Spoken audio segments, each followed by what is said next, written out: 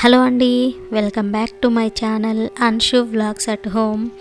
ఇవాల్టి రెసిపీ వచ్చేసి ముల్లంగి సాంబార్ అండి.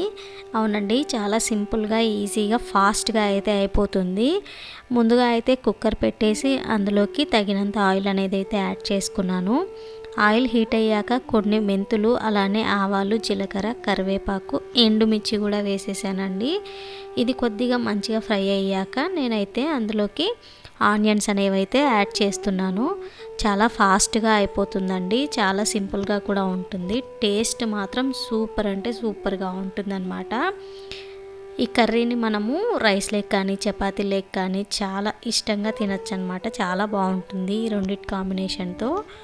ఆనియన్స్ అనేవి ఫ్రై అయిపోయాక నేనైతే కట్ చేసి పెట్టుకున్న ముల్లంగిలను అయితే యాడ్ చేస్తున్నానండి. మామూలుగా అయితే పప్పు సపరేట్గా, ముల్లంగిల్ని సపరేట్గా అయితే చేస్తారండి. తర్వాత వాటిని మిక్స్ చేస్తారు. అలా కాకుండా ఒకసారి ఈ విధంగా అయితే ట్రై చేసి చూడండి, చాలా ఫాస్ట్గా అయిపోతుంది. ముల్లంగిల్ని కూడా వేశాక ఇవి ఫ్రై అయిన తర్వాత ఇందులోకి నేనైతే ముందుగా ఒక 15 మినిట్స్ ముందు నానబెట్టుకున్న కందిపప్పునైతే యాడ్ చేసుకుంటున్నానండి. ఇది 15 మినిట్స్ ముందు నానబెట్టుకున్నానండి.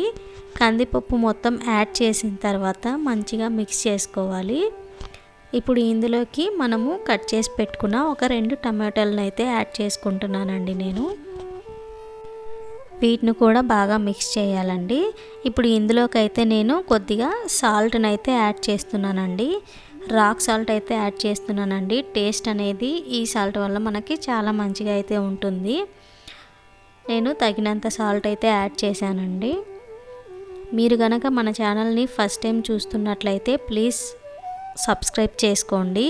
అలానే ఈ వీడియో కనుక మీకు నచ్చినట్లయితే లైక్ చేయండి, షేర్ చేయండి, కమెంట్ కూడా చేయండి. ప్లీజ్ కొద్దిగా సపోర్ట్ అయితే చేయండి. మంచి మంచి వీడియోస్ అయితే మీ ముందుకు వస్తూ ఉంటాను.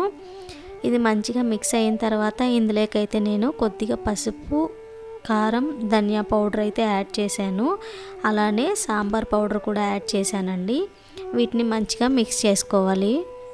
ఇప్పుడు ఇందులోకి తగినన్ని వాటర్, అలానే ఒక చిన్న సైజు నిమ్మకాయ అంత చింతపండు ఎక్స్ట్రాక్ట్ అంటే జ్యూస్ని అయితే మనము ఇందులో యాడ్ చేసుకుంటున్నామండి. చూసారు కదా, మన టేస్ట్కి తగ్గట్టు అయితే ఉప్పు, కారం ఇవన్నీ చూసుకోవాలండి. ఇప్పుడైతే నేను కుక్కర్ విజిల్ పెట్టేసి స్లో ఫ్లేమ్లో ఒక 4 విజిల్స్ వచ్చే వరకు అయితే పెట్టేస్తానండి. చూసారు కదా, చాలా సింపుల్గా ఫాస్ట్గా మన ముల్లంగి సాంబార్ అయితే రెడీ అయిపోయింది.